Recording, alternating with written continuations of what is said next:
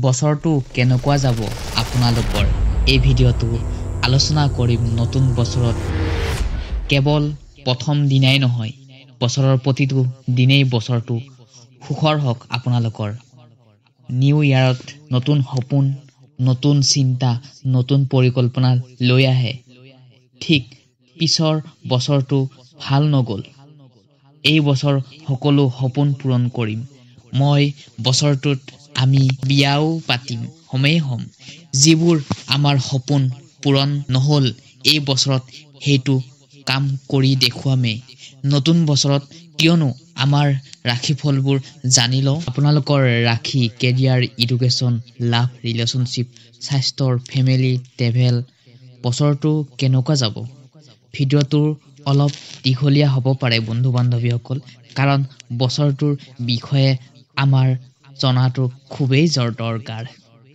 লাগিলে যিয়ে নহওক হয় নাই বন্ধু বান্ধৱীসকল মেঘ ৰাশি সিংহ ৰাশি কেনেকুৱা যাব আমি ডিটেইলছত এটা এটাকৈ উদাহৰণ দি এই ভিডিঅ'টোৰ মাধ্যমেৰে জানিব পাৰিব আপোনালোক যদি আপোনালোক নতুনকৈ আমাৰ চেনেলত আহিছে তেনেহ'লে চেনেলটো ছাবস্ক্ৰাইব কৰি থ'ব পাৰে যদি ভিডিঅ' ভাল লাগে তেনেহ'লে আহকচোন বন্ধু বান্ধৱীসকল পলম নকৰি ভিডিঅ'টো আৰম্ভ কৰোঁ নতুন বছৰটো কেনেধৰণে যাব প্ৰথম আহিছোঁ আমি সিংহ ৰাশিলৈ সিংহ ৰাশিৰ জাতক জাতিকাসকলৰ ওপৰত শনিৰ প্ৰভাৱ হোৱাৰ ফলত আপোনালোকৰ পৰিয়ালৰ মাজত ভাল সম্পৰ্কে স্থাপন কৰিব স্বাস্থ্যৰ ক্ষেত্ৰত উন্নতি থাকিব আৰু জীৱনত শক্তি বৃদ্ধি পোৱাৰ সম্ভাৱনা আছে শক্তিশালী খুবেই হৈ পৰিব আপোনাৰ মনবোৰ আৰু মানসিক শান্তিৰ বাবে ধ্যান যোগ অভ্যাস কৰিব লাগিব কিন্তু স্বাস্থ্যটো দিনটো ভালে যাবৰ কাৰণে আপোনাৰ মাটো ভালে যাবৰ কাৰণে বছৰটো ভালে যাবৰ কাৰণে স্বাস্থ্য মানসিকভাৱে শান্তি পাবৰ কাৰণে ব্যায়াম কৰিব লাগিব তেতিয়া ৰাতিপুৱা শুই উঠি আমি এক্সাৰচাইজ কৰিলে আমাৰ মনবোৰ পজিটিভ এনাৰ্জিৰে হৈ দিনটো ভালে যায় জানুৱাৰী ফেব্ৰুৱাৰী আপোনাৰ কিছুমান নতুন চিন্তা দায়িত্ব আহিব যদিও কেতিয়াবা মানসিক চাপ পৰে আপোনাৰ পৰিশ্ৰমে সকলোবোৰ সফল কৰি তুলিব বছৰৰ শেষৰ ফালে গ্ৰহৰ প্ৰভাৱৰ ফলত আপোনাৰ আৰ্থিক অৱস্থা দুৰ্বল হৈ পৰিব পাৰে বছৰৰ যথেষ্ট ধন লাভ কৰিব কিন্তু সম্ভাৱনা আছে আপোনাৰ বিশেষকৈ যিসকল ব্যৱসায়ৰ লগত জড়িত হৈ আছে ব্যৱসায়ৰ ক্ষেত্ৰত কিছু ধৈৰ্য আৰু চিন্তা বুদ্ধি দেখুৱাব লাগিব কিন্তু ব্যৱসায়ত এই বছৰটো বৃহস্পতি থাকিব সিংহৰ ওপৰত সেয়েহে আপোনালোকৰ যদি খং হয় আপোনালোকো মনবোৰ খুবেই ভাল হয় যিসকলে খং কৰে তেওঁলোকে আনক বেছি কেয়াৰ ল'ব বিচাৰে আপোনাৰ বছৰৰ ভালে যাব কাৰণে প্ৰতিটো দিনেই হনুমান চালিসা পাঠ কৰক বিশেষভাৱে মঙ্গলবাৰে ইয়াৰ পাঠ কৰাটো ফলদায়ক হ'ব আৰু যিসকলে জাতক জাতিকাই চাকৰি কৰি আছে তেওঁলোকৰ নতুন চাকৰি সন্ধানত আছে তেওঁলোকে 2025 চনৰ মে মাহটোৰ পিছত সময়খিনিত কিছুমান উন্নত সুযোগ কঢ়িয়াই আনিব পাৰে কাৰণ বৃহস্পতিৰ দেৱতাৰ আপোনাৰ চন্দ্ৰ ৰাশিৰ একাদশ গৃহস্থিৰ হ'ব বৃহস্পতিয়ে দেৱতাই আপোনাৰ ভাগ্যৰ শক্তিশালী কৰি তুলিব কৰ্মৰ জীৱনৰ যিসকলে কলা সৃষ্টিশীল আৰু কাম বা ছ'চিয়েল মিডিয়াৰ লগত জড়িত হৈ আছে তেওঁলোকে এই সময়খিনিত অতি শুভ বুলি দেখা গৈছে কিন্তু বন্ধু বান্ধৱীসকল ব্যৱসায়ীসকলৰ লোকৰ জুলাই ছেপ্টেম্বৰ মাহটোত দুখৰে যাব লগা হ'ব পাৰে কিছুমান সাৱধান হ'ব লাগিব নিজক লৈ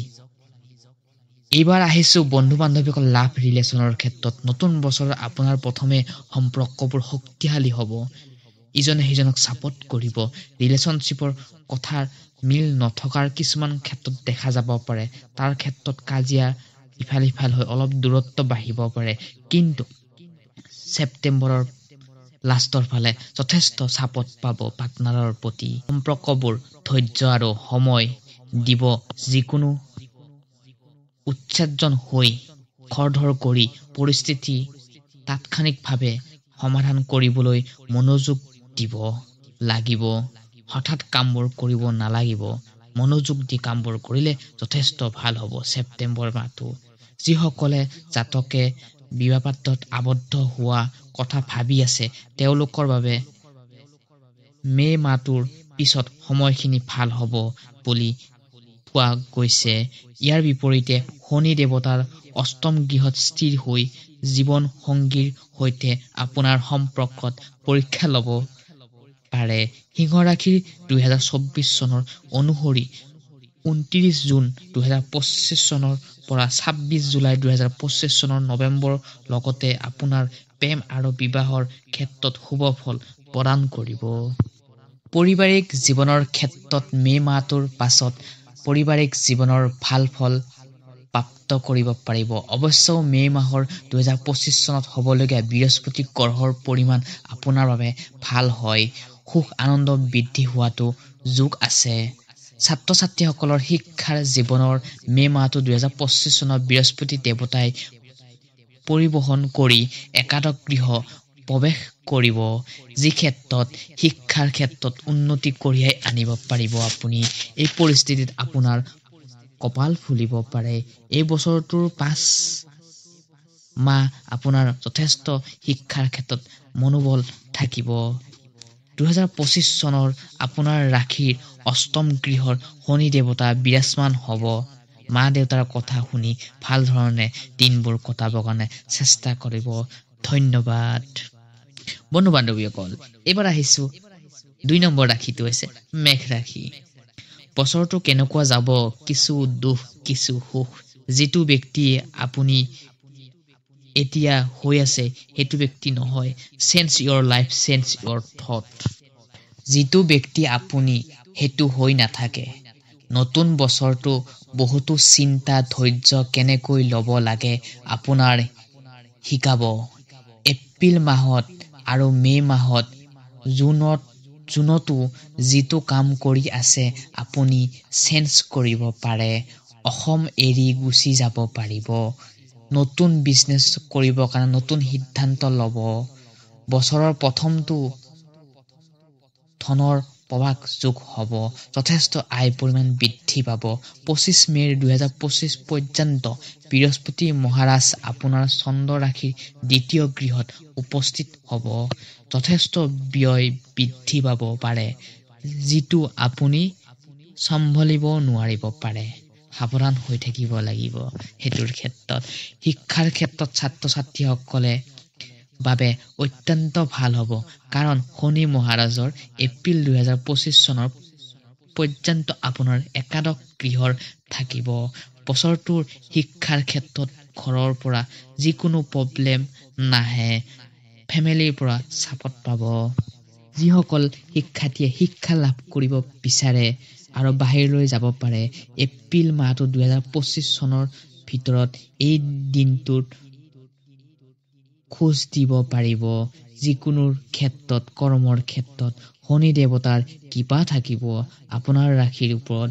বন্ধু বান্ধৱীসকল, এইবাৰ আহিছো বৈবাহিক ক্ষেত্ৰত এই বছৰটো কেনেকুৱা যাব। ৰ'ব ভিডিঅ'টো বেছি দীঘল নকৰো। এইখিনিতে আপোনালোকক এটা অনুৰোধ জনাইছো, যদি ভিডিঅ'টো ভাল লাগে তেনেহ'লে চেনেলটো ছাবস্ক্ৰাইব কৰিবলৈ নাপাহৰিব। তেনেহ'লে আহকচোন আমি ভিডিঅ'ৰ মাজেৰে আকৌ গতি কৰোঁ। পৰিবাৰৰ ক্ষেত্ৰত জীৱনৰ বুজাবুজি অভাৱ হোৱা, মতভেদ দেখা যাব পাৰে। নিজৰ পাৰ্টনাৰক ছাপৰ্ট কৰিবলৈ চেষ্টা কৰিব লাগিব। পৰিয়ালৰ মাজত মিলা-মিছা প্ৰায় নোহোৱা হ'ব পাৰে। ধৈৰ্যশীল ৰাখি পৰিয়ালৰ লগত চলিলে ভাল হয়। মেঘ ৰাশিৰ অনুসৰি 2025 চনৰ বৈবাহিক জীৱনৰ বিশেষ অনুকূল নোহোৱা অনুমান কৰা হৈছে। মাৰ্চ মাহত সময়খিনিত জীৱনৰ পৰা প্ৰেম আৰু আকৰ্ষণ হেৰাই যাব পাৰে। প্ৰেম ভালপোৱাৰ ভাল ধৰণে বুজাই তুলিব লাগিব। এই ৰাশিৰ ব্যক্তিসকলে খুবেই মহানশীল হয়। আপোনাৰ বাবে যথেষ্ট প্ৰয়োজন হ'ব যদি আপুনি বিবাহিত পছন্দৰ আবদ্ধ কৰে। যিকোনো ক্ষেত্ৰত মে' মাহটোতেই পিছত কৰাটো উচিত দেখা যাব। মে' মাহত আপুনি কৰিব পাৰিলে যথেষ্ট ভাল হ'ব। এইবাৰ আহিছো বন্ধু বান্ধৱীসকল স্বাস্থ্য ভালে থাকিলে আমাৰ মনবোৰো ভালে থাকে।